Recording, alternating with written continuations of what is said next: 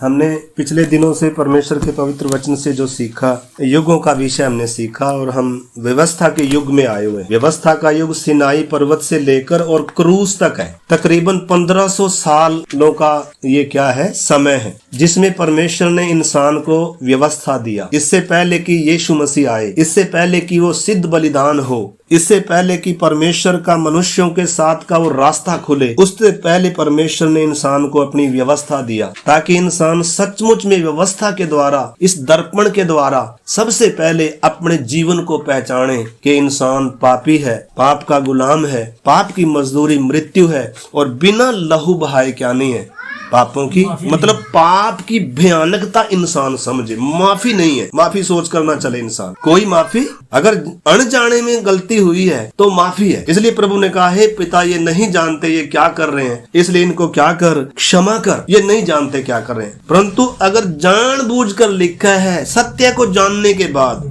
जानबूझकर अगर कोई क्या करता रहे, पाप करता रहे, फिर कोई बलिदान बाकी नहीं है। इस करके मेरे प्यारे भाई बहनों, हमने वचन को अच्छे से समझना होगा और ग्रहण करना होगा और उसके अनुसार हमें क्या करना होगा, चलने का पूरा प्रयास करना होगा। प्रभु हमारी मदद करने के लिए तैयार है। तो इस करके हम पिछले दिनों से जो सीख रहे थे, आइए हम परमेश्वर के पवित्र वचन में निकालते हैं। 2 तिमोथी 3 अध्याय 16 और 17 वचन पढ़े, जोर से पढ़े थोड़ा। संपूर्ण पवित्र शास्त्र परमेश्वर की प्रेरणा से रचा गया है और उपदेश और समझाने और सुधारने और धर्म की शिक्षा के लिए लाभदायक है, ताकि परमेश्वर का जन सिद्ध बने और हर एक भले काम के लिए तत्पर हो जाए। आमीन। प्यारे प्रभु जी, आज के वचन के लिए हम आपको धन्यवाद करते हैं, विनती करते हैं प्रभु जी, आप ही हमें सिखाएं, हमारी समझ खोलें।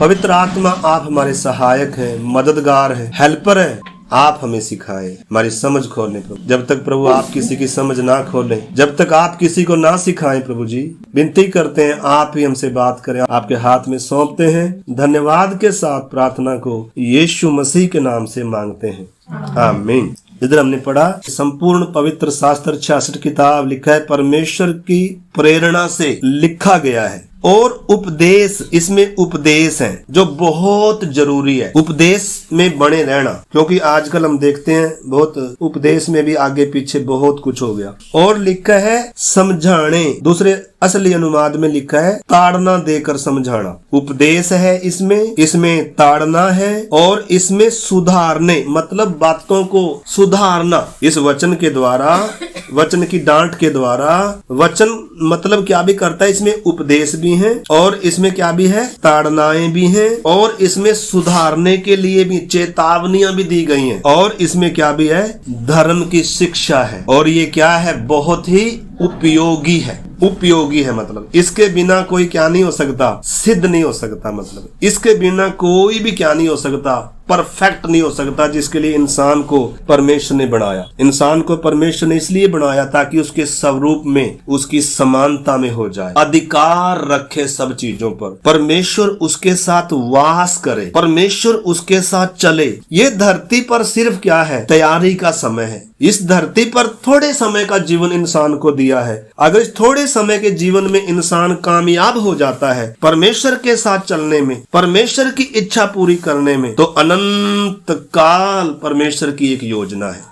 ये धरती परमेश्वर की योजना नहीं है, परिवार बच्चे पैदा हो ये परमेश्वर की योजना नहीं है, हम धरती पर बहुत आशीष पाएं ये परमेश्वर की योजना नहीं। जब तक उद्धार का रास्ता नहीं आया था तब तक परमेश्वर धरती की आशीष देता था, धरती का धन दौलत देता था, धरती में सब कुछ आशीष थी, क्योंकि स्वर्ग का अभी तक रास्ता खुला नहीं था। लेकिन जब स्वर्ग का रास्ता खुल गया तब प्रभु क्या करे, इधर ना जोड़ो, इधर की दुनिया पर मन ना लगाओ, परदेसी और यात्री बनाने के लिए प्रभु आया है। परंतु ये बातें मूर्खता लगेंगी अगर हमने परमेश्वर की योजना को नहीं समझा, परमेश्वर के अनंत काल के प्रोग्राम को अगर हमने नहीं समझा कि परमेश्वर ने ये पृथ्वी क्यों बनाई, परमेश्वर ने इंसान को मिट्टी से क्यों बनाया, ये सब उसके हिस्सा है, इनको हमें समझना पड़ेगा। अन्यथा हमारे अंदर कभी भी वो समर्पण नहीं आएगा, कभी भी हमारे अंदर ऐसी सोच नहीं आएगी। हमें ये सब बातें क्या लगेंगी, फालतू की लगेंगी, मूर्खता लगेगी। इस करके वचन में लिखा भी है, क्रूस की कथा है ही क्या है, वास्तव में मूर्खता है। है, मतलब एक ऐसा मार्ग है, ये जिसको समझ में आया है वो ही चल पाएंगे। जिसको प्रभु समझ में आया, जिसको प्रभु की योजना समझ में आई, जिसको परमेश्वर ने ये यूनिवर्स क्यों बनाया, पृथ्वी क्यों बनाई, इंसान क्यों बनाया, उसकी इच्छा क्या है, अगर हम ये नहीं समझेंगे तो कभी भी हम सही रीति से जैसे हमें चलना चाहिए कभी भी चल नहीं पाएंगे। आंखों को ज्योतिर्मय होना है ताकि हम उन बातों को देख सकें जो परमेश्वर ने हमारे लिए तैयार की है। उसके मुकाबले संसार का सब कुछ कूड़े के बराबर है, इसकी कोई कीमत नहीं है, कागज है, मिट्टी है, इसके अलावा और कुछ नहीं है, तात्कालिक थोड़े समय के लिए है, ये दुनिया के लिए है सब कुछ, लेकिन वास्तव में आत्मिक व्यक्ति के लिए कलीसिया आत्मिक लोगों का झुंड है, राजाओं का झुंड है, परमेश्वर की संतानों का झुंड है। तो इसलिए संपूर्ण पवित्र शास्त्र हमें रच कर दिया है, परमेश्वर की प्रेरणा से रचा गया है, और कोई भी किताब फालतू नहीं है, और कोई भी इसमें क्या नहीं है, मतलब कम भी इसमें नहीं है, संपूर्ण पवित्र शास्त्र, और हमें इसमें ऐड करने की जरूरत और इसमें से निकाल भी नहीं सकते। सब हर एक पुस्तक 66 पुस्तकों में से हर एक पुस्तक में यीशु मसीह का चित्रण है, क्योंकि संपूर्ण पवित्र शास्त्र यीशु को, परमेश्वर को, उद्धार को समझाने के लिए ही दिया है। तो इस करके हमने पिछले दिनों से काफी कुछ सीखा है। उत्पत्ति से हमने शुरू किया था, निष्कलंकता के युग से हमने शुरू किया था। उसमें हमने आदम हमारे लिए चेतावनी है, हवा हमारे लिए मतलब चेतावनियों के तौर पर रखा हुआ है। अगर ये ना हो तो हमारे लिए अंधेरा हो, मतलब अगर मान लो अंधेरे में अगर चलना हो, ज्योति ना हो, प्रकाश ना हो, तो फिर कैसे चलेंगे, कैसे चल पाएंगे। तो प्रकाश है ना, ये वचन वास्तव में क्या है, प्रकाश है। भजनकार कहता है, तेरा वचन मेरे पांव के लिए दीपक और मेरे मार्ग के लिए क्या है,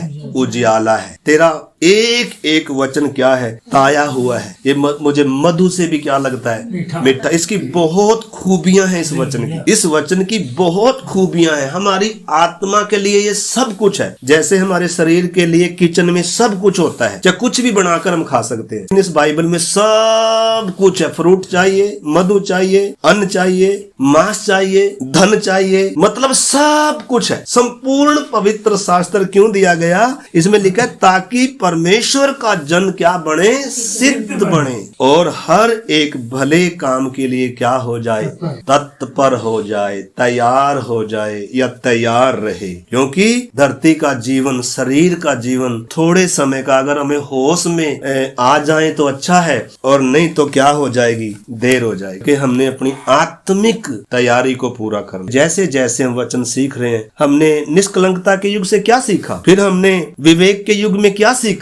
हर एक व्यक्ति हमारी चेतावनी के लिए है। कैन ने क्या किया, उस समय मनुष्य के जो पुत्रियां, कैन का वंश और सेत का जो वंश, परमेश्वर के जो लोग थे, उन्होंने आपस में समझौता किया, तो परिणाम क्या निकले। ज्योति को अंधकार से मेल करेंगे तो परिणाम क्या निकलेंगे। विश्वास और अविश्वास के साथ अगर जुड़ जाएंगे तो फिर उसके परिणाम क्या निकलेंगे। इस करके परमेश्वर ने शुरू में हम देखते हैं, जब अंधकार था, बेडोल था, ज्योति नहीं थी, परमेश्वर ने कहा उजियाला हो, और उजियाले को उसी समय क्या कर दिया, अंधेरे से अलग कर दिया, और उसको उजियाला कहा, उसको दिन कहा, और अंधियारे को रात कहा। मतलब अलग अलग, परमेश्वर शुरू से ही अलग अलग करता आ रहा है। इस करके हमने उन बातों को समझना है। फिर हमने मानसिक शासन का युग सीखा है, उसमें भी प्रभु ने हमें बहुत कुछ सिखाया, और उसके बाद हम आए हैं व्यवस्था के युग में। आइए हम परमेश्वर के पवित्र वचन से पढ़ेंगे नहम्याह की किताब 9 अध्याय, पेज नंबर 590। तो हम थोड़ा इसको क्या करेंगे, 9 से हम। फिर तूने मिस्र में हमारे पुरखाओं के दुख पर दृष्टि की और लाल समुद्र के तट पर उनकी दुहाई सुनी। फिरौन और उसके सब कर्मचारी वरन उसके देश के सब लोगों को दंड देने के लिए चिन्ह और चमत्कार दिखाए, क्योंकि तू जानता था कि वे उनसे ढिठाई का व्यवहार करते हैं, और तूने अपना ऐसा बड़ा नाम किया जैसा आज तक वर्तमान है। तूने उनके आगे समुद्र को ऐसा 2 भाग किया कि वे समुद्र के बीच स्थल ही स्थल चलकर पार हो गए, और जो उनके पीछे पड़े थे उनको तूने गहरे स्थानों में ऐसा डाल दिया जैसा पत्थर महाजल राशि में डाला जाए। फिर तूने दिन को बादल के खंबे में होकर और रात को आग के खंबे में होकर उनकी अगुवाई की कि जिस मार्ग पर उन्हें चलना था उसमें उनको उजियाला मिले। फिर तूने सीने पर्वत पर उतरकर आकाश में में से उनके साथ बातें की और उनको सीधे नियम, सच्ची व्यवस्था और सच्ची विधियाँ, अच्छी विधियाँ और आज्ञाएं दी। आमीन। इसमें बहुत कुछ है, आप इसको बाद में मनन करना प्रार्थनाओं के साथ। इसमें परमेश्वर ने मनुष्य के साथ कैसा व्यवहार किया है अब तक जब हम सिनाई पर आए हैं। इसलिए परमेश्वर ने कहा था तुमने देखा है मैंने क्या किया है। तो परमेश्वर ने उतरकर इंसान से क्या करी, बात करी। कोई रूप नहीं दिखा उसका, लेकिन परमेश्वर की उपस्थिति सिनाई पर जब उतरी, सिनाई पूरा कांप रहा था और सारे इजरायली क्या हो रहे थे, उस आवाज को सह नहीं पा रहे थे। मतलब परमेश्वर इतना पवित्र है करके परमेश्वर अपने व्यक्तित्व की झलक प्रकट कर दे रहा है इंसान को। सबसे पहले इंसान ये जाने यहोवा परमेश्वर मिस्रियों के देवताओं के समान नहीं है। इस करके तुम्हें अभी मतलब बहुत ही कैसे चलना होगा, बहुत ध्यान से चलना होगा। परमेश्वर पवित्र है, परमेश्वर वाचा बांध रहा है, परमेश्वर अपने लोगों से बात कर रहा है, अपने आप को प्रकट कर दे रहा है। वो सब भाग रहे थे, मूसा कह रहा है डरो नहीं, परमेश्वर मारने के लिए नहीं आया, परंतु परमेश्वर तो इसलिए ऐसे आपसे बात कर रहा है। कभी तुम ये ना सोचो भाई ये तो मूसा पता नहीं मुझसे तो, क्योंकि मूसा से ही अब तक बात करता आया था। अगर मूसा से ही बात करता है तो बाकियों को ये होगा पता नहीं क्या बात करी होगी, क्या नहीं करी होगी, मतलब मुझे क्या मालूम, शायद मूसा ही लेकर आया इधर, क्योंकि परमेश्वर तो दिखता नहीं कहीं। तो परमेश्वर एक एक से इंडिविजुअल अपने आप को प्रकट कर दिया, एक एक से बात किया और एक एक ने परमेश्वर को सुना है और उसकी महिमा को देखा है और वाचा बांध दिया इंसान ने। और आपको मालूम है इधर लिखा है 13 हमने पढ़ा, फिर तूने सीने पर्वत पर उतरकर आकाश में से उनके साथ बातें की और उनको सीधे नियम, टेढ़े नियम नहीं थे, भारी नहीं थे, बोझ नहीं था, लिखा है सीधे नियम, सच्ची व्यवस्था। आपको मालूम है दुनिया में जितने भी कानून कायदे हैं सब इस व्यवस्था से आए हैं। दुनिया में कोई व्यवस्था नहीं थी, सब जगह इसकी नकल की गई है। इसमें फिर क्या करते आए, वो संशोधन करते आए, कम घट कर अपनी जाति के अनुसार सब बदलते आए। परंतु दुनिया में जितनी कानून व्यवस्थाएं हैं वो सब कोर्ट कचहरियां नियम जो भी कुछ है परमेश्वर के वचन से आए हैं। एडवोकेट जी, परमेश्वर का पवित्र वचन कितना महान सत्य है। तो इधर लिखा है सीधे नियम, सच्ची व्यवस्था और अच्छी विधियां और आज्ञाएं दी। और आगे लिखा है उन्हें अपने पवित्र विश्राम दिन का ज्ञान दिया और अपने दास मूसा के द्वारा आज्ञाएं और विधियां और व्यवस्था दी। उनकी भूख मिटाने को आकाश से उन्हें भोजन दिया और उनकी प्यास बुझाने को चट्टान में से उनके लिए पानी निकाला और उन्हें आज्ञा दी कि जिस देश को तुम्हें देने की मैंने शपथ खाई है। देखो परमेश्वर ने शपथ खाई है। हम पिछले दिनों देखा था अब्राहम से शपथ खाई, इनसे भी शपथ खाई, अब्राहम से, इसहाक से, याकूब से, पूरे इजराइल से शपथ खा रहा है। परमेश्वर शपथ भी खाता है, परमेश्वर वायदा भी करता है, परमेश्वर प्रतिज्ञा करता है, परमेश्वर वाचा बांधता है, मतलब इंसान के साथ एग्रीमेंट करता है। जैसे अब्राहम को परमेश्वर ने एग्रीमेंट कर रजिस्ट्री कर जमीन की यहाँ से यहाँ तक है, इसलिए उसने कनान में जाकर भी लिखा है वो क्या करता रहा, तंबुओं में उसने क्या किया, क्योंकि परमेश्वर ने कहा था तेरे वंश को दूंगा, तू परदेसी और यात्री है। तो उसने परदेसी और यात्री रहकर अपने बेटे पोतों समेत लिखा तंबुओं में वास किया और स्थिर ने वाले नगर की क्या जोता था। जो परमेश्वर पर विश्वास करते हैं परमेश्वर उनकी आंखें खोलता है, परमेश्वर उनको वो दर्शन दिखाता है, परमेश्वर की योजना क्या है उसके ऊपर प्रकट कर देता है। हनोक के ऊपर परमेश्वर ने प्रकट कर दिया, थोड़ा सा, ज्यादा नहीं। अब्राहम के ऊपर भी प्रकट करके दिया। अब्राहम भी उस स्थिर ने वाले, अभी हम गीत गा रहे थे, थोड़ी देर का वास है इस दुनिया में मेरा, इसमें कोई शक नहीं, माने या ना माने। अनंत काल के सामने 100 साल का अगर जीवन भी हो ना, ये थोड़ी देर का है, पल भर का है, पौलुस कहता है। और इसमें जो कष्ट समस्या ये हमारे लिए बहुत महत्वपूर्ण है। छोटे से कष्ट के बदले बहुत महिमा मिल रही है, इसलिए प्रभु कष्ट आने देता है, समस्या आने देता है, सतावट आने देता है। नहीं तो परमेश्वर को कोई अपने लोगों की रक्षा नहीं कर सकता जिसने आकाश खोल दिया। तो इजरायली कीमती थे या हम कीमती हैं? बोलो हमारे लिए तो प्रभु ने अभी तक कुछ भी नहीं खोला। भाइयों, पर्दा जो कभी नहीं खुल पाया था वो यीशु मसीह ने खोल दिया। हालेलुया। मृत्यु को कोई हरा नहीं पाया था, यीशु मसीह ने मृत्यु को हरा दिया। मुर्दों में जीवन कोई डाल नहीं पाया, यीशु मसीह ने मुर्दों में क्या डाल दिया? पुराने नियम में परमेश्वर के लोग इजरायली थे, उनके लिए धरती की आशीषें थी, धरती की बरकतें थी, नासवान धरती का सब कुछ देने का परमेश्वर ने क्या किया था। लेकिन तो भी जिनकी समझ खुल गई थी, जिनकी बुद्धि खुल गई थी, उन्होंने धरती की आशीष मिलने पर भी उन पर क्या नहीं लगाया? मन ही नहीं लगाया। उनको पता चल गया कि परमेश्वर का योजना ये धरती नहीं है, धरती तो क्या है? थोड़े समय के लिए। इसलिए उन्होंने उधर की तरफ ध्यान लगाया और प्रभु ने आकर स्पष्ट कर दिया कि ये धरती थोड़े समय के लिए, मेरे पीछे चलो और उस अनंत जीवन के लिए क्या हो जाओ? तैयार, और मैं अति शीघ्र तुम्हें लेने के लिए। इन दिनों प्रभु के आगमन की क्या है? बहुत जोरों से तैयारियां चल रही है और उसकी दुल्हन अपने आप को तैयार कर रही है। इस समय तो बराती भी तैयार हो रहे हैं, इस समय तो सहेलियां भी क्या हो रही हैं? क्या हम तैयार हो रहे हैं? इन दिनों खाने पीने के दिन नहीं है, मौज मस्ती करने के दिन नहीं है, सोने के दिन नहीं है। जरूरत के लिए उनको, अब जैसे रोटी है, जरूरत के लिए हम क्या करना है? खाना है। अगर रोटी के लिए जिएंगे, पैसा है, नौकरी है, जरूरत के लिए चाहिए। लेकिन अगर नौकरी के लिए ही जिएंगे, रिश्तों के लिए ही जिएंगे, संसार के लिए जिएंगे, तो फिर कहाँ तैयार होंगे? फिर तो अभी तक हमारी आंखें नहीं खुली। इस करके मेरे प्यारे भाई बहनों, काम करना है, खाना खाना है, परिवार है, सब कुछ है, लेकिन ये दूसरे नंबर पर अगर हम नहीं रखेंगे, अगर हम पहले नंबर पर आत्मिक जीवन नहीं रखेंगे, परमेश्वर के साथ का संबंध नहीं रखेंगे, तो ऑटोमेटिकली ये चीजें पहले नंबर पर आ जाएंगी, शरीर का खाना। इसलिए प्रभु ने मेरे प्यारे भाई बहनों हमें कहा है, तुम उसके राज्य और उसकी धार्मिकता की क्या करो?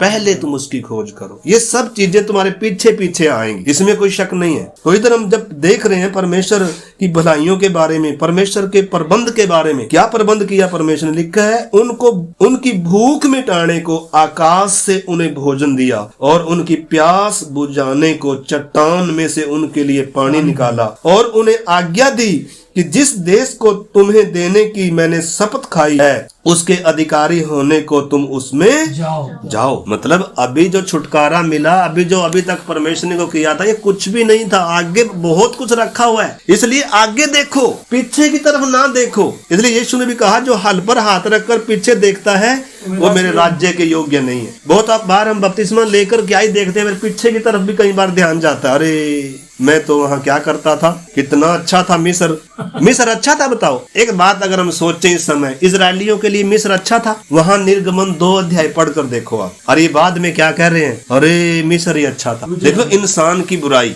इंसान की कठोरता, क्या अच्छा लग रहा है? मिस्र, वर्तमान मिस्र संसार, एक विश्वासी के लिए मिस्र संसार है, बीतता हुआ कल है, उसमें से प्रभु ने हमें निकाल लिया।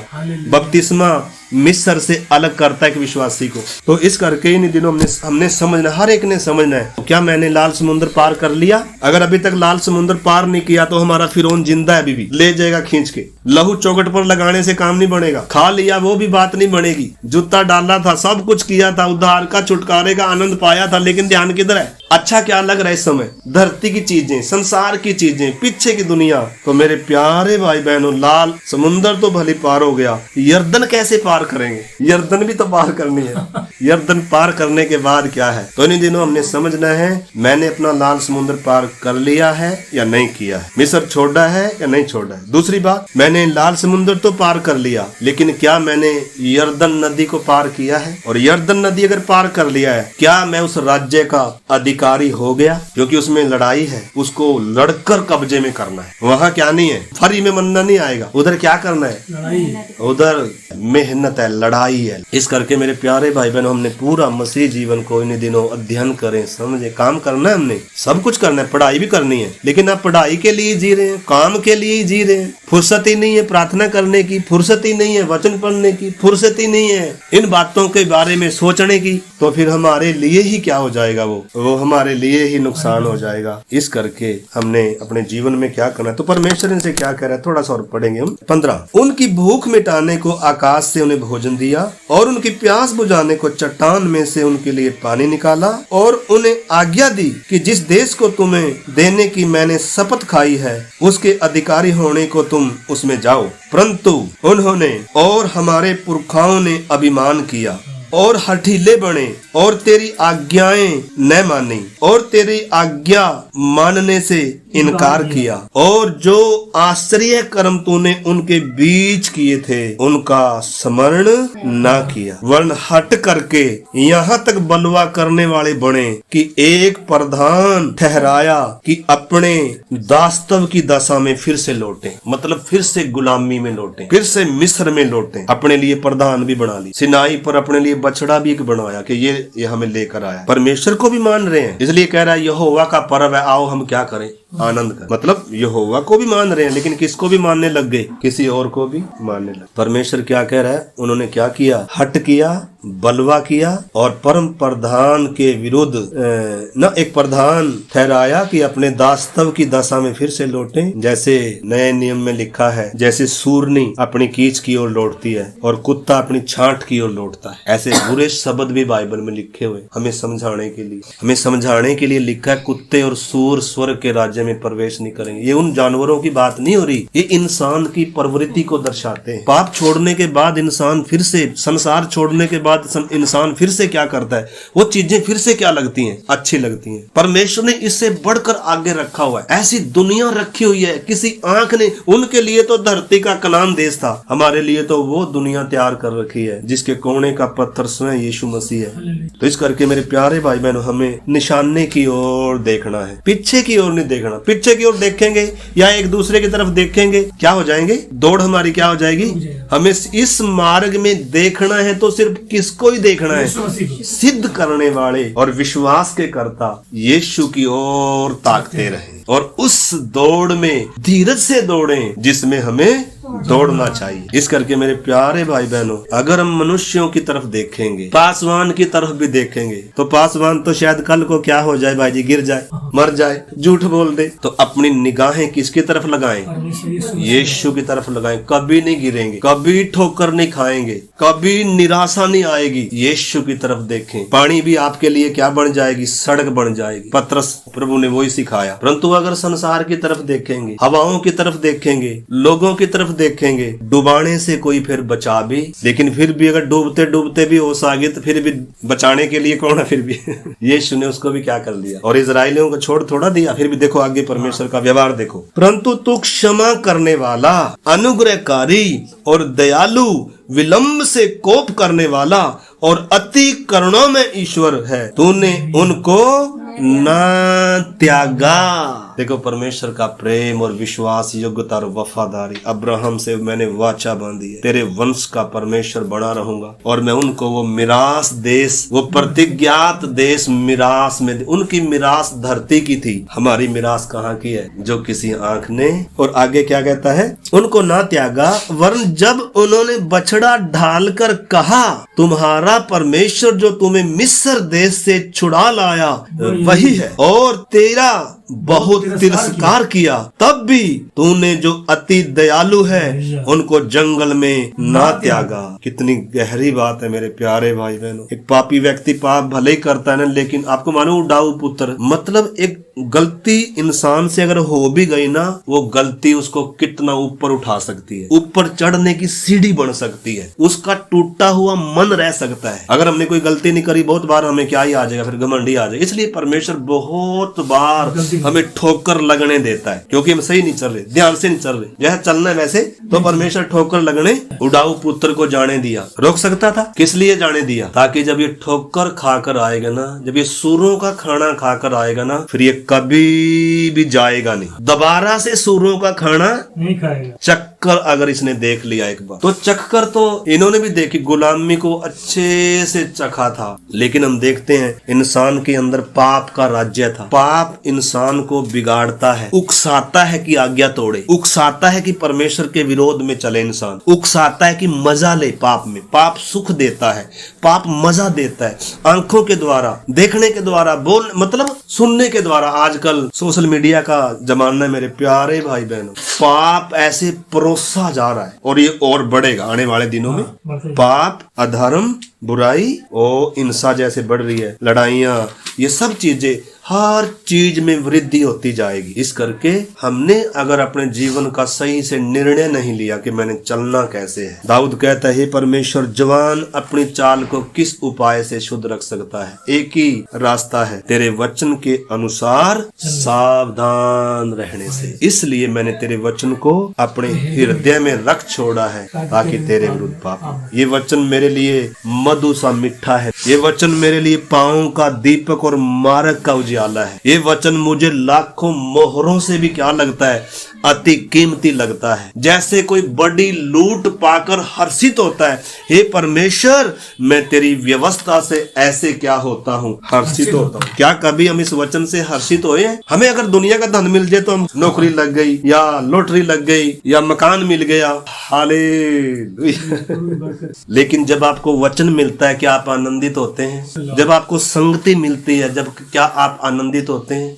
क्या उस मधु का टेस्ट लेते हैं आप? क्या बोर हो गए? इजरायली कह रहे थे, अरे ये निकम्मा मन्ना खा खा कर हम क्या हो गए, बोर हो गए, हमारे लिए कोई चटपटा लाओ, हमारे लिए क्या लेकर आओ, बटेर लेकर आओ। क्या बटेर भी ला सकता है परमेश्वर? कह रहा बटेर तो बेटा ला सकता हूँ, लेकिन तुम्हारी नासों में ही होगा। मारा परमेश्वर ने उधर उनको भयानक मनोकामना परमेश्वर पूरी कर देगा, लेकिन वो परमेश्वर मतलब हमारे लिए उन चीज को क्या भी बना देता है। इस करके कभी भी अपनी इच्छा की जिद नहीं करनी चाहिए। परमेश्वर की इच्छा की हमें क्या करनी चाहिए?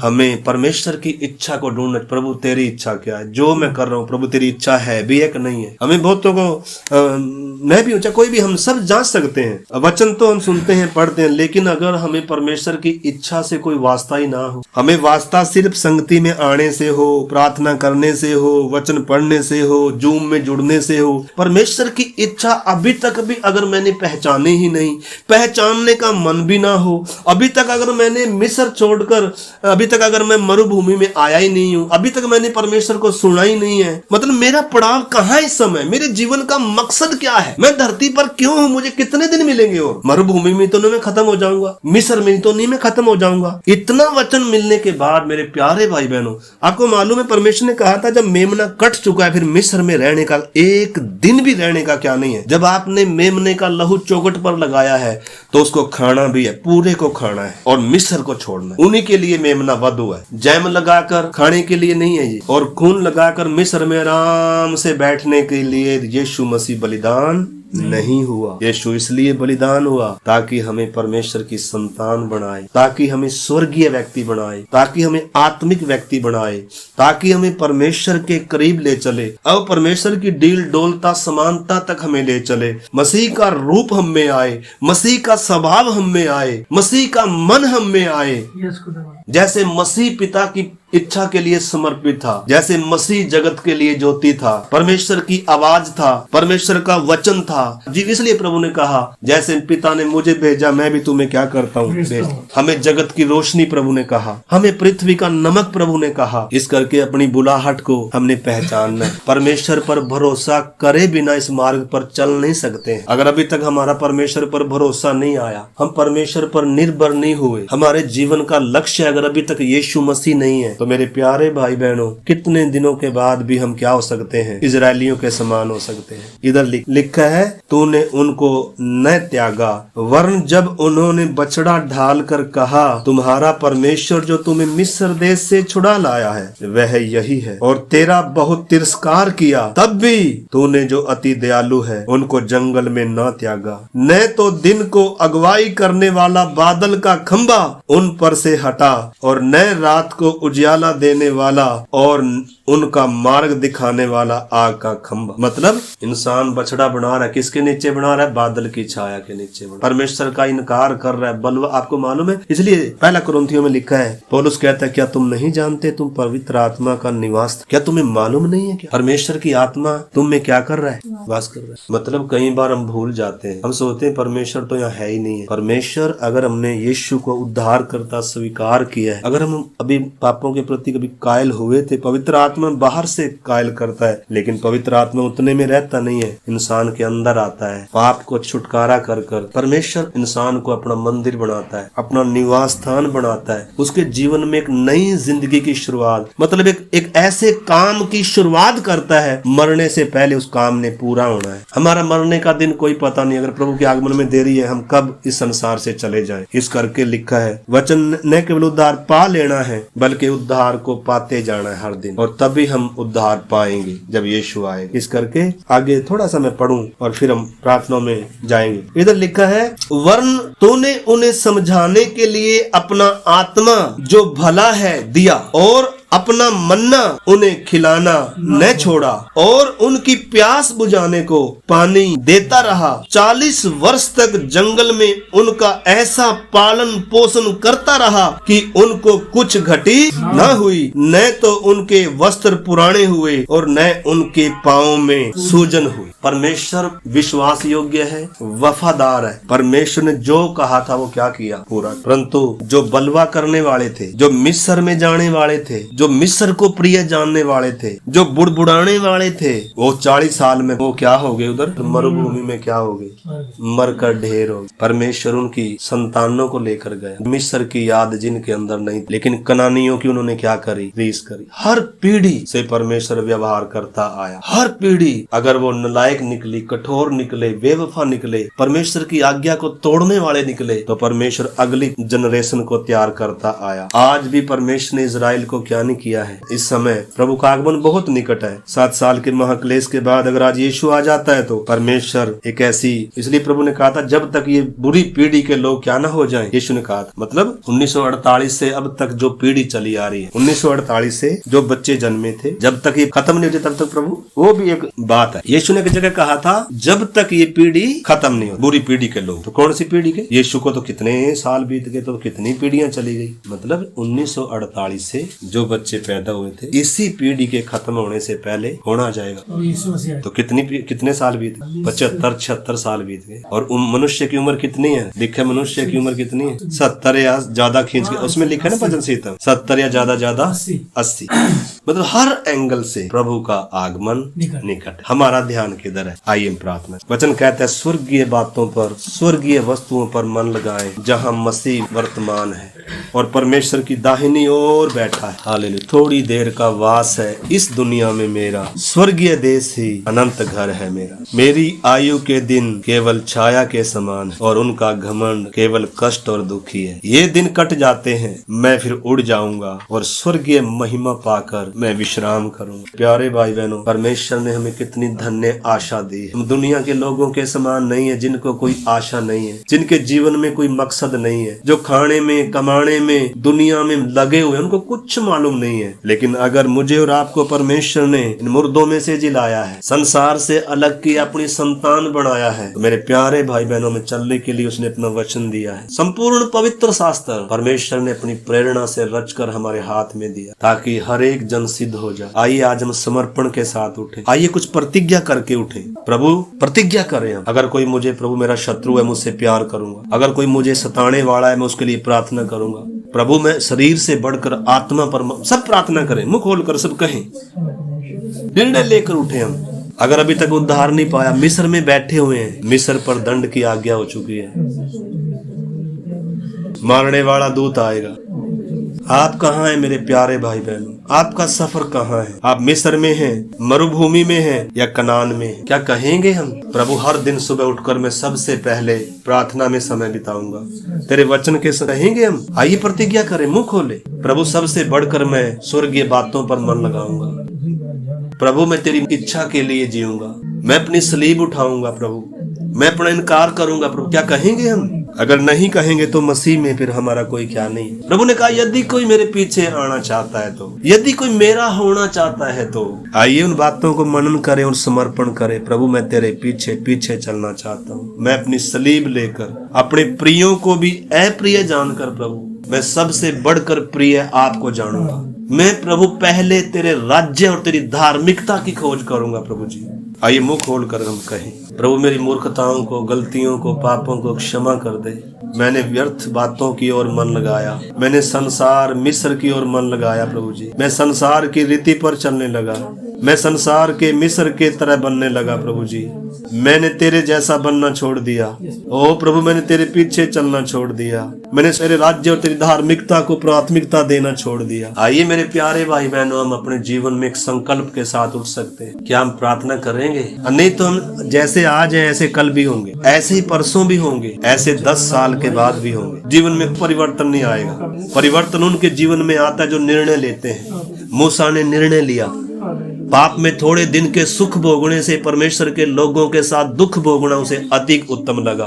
मिस्र के बड़े भंडार से उसने मसीह के कारण निंदित होने को अधिक उत्तम समझा। खजाना समझा उसने मसीह के लिए निंदा उठाना। हमें क्या अच्छा लग रहा है आज? हम सिर्फ हालेलुया करेंगे और धन्यवाद नहीं। आइए बात करें, आइए समर्पण करें, आइए प्रतिज्ञा करें। कहे प्रभु मैं प्राथमिकता शरीर की बातों को नहीं, संसार को नहीं प्रभु, पृथ्वी की बातों को नहीं प्रभु, परिवार की बातों को नहीं, वो दूसरे नंबर पर होंगी। मैं तेरे राज्य, तेरी धार्मिकता की खोज करूंगा, तेरी आत्मा की अगुवाई को ढूंढूंगा, तेरी इच्छा को ढूंढूंगा, तेरी खुशी को सबसे पहले ढूंढूंगा। तुझे प्रसन्न करने के प्रयत्न में सबसे पहले करूंगा। चाहे मनुष्य मुझसे प्रसन्न हो ना हो, प्रभु मैं आपको प्रसन्न करने वाला बनूं, मैं आपके पीछे चलने वाला बनूं, मैं आपकी ओर ताकने वाला बनूं।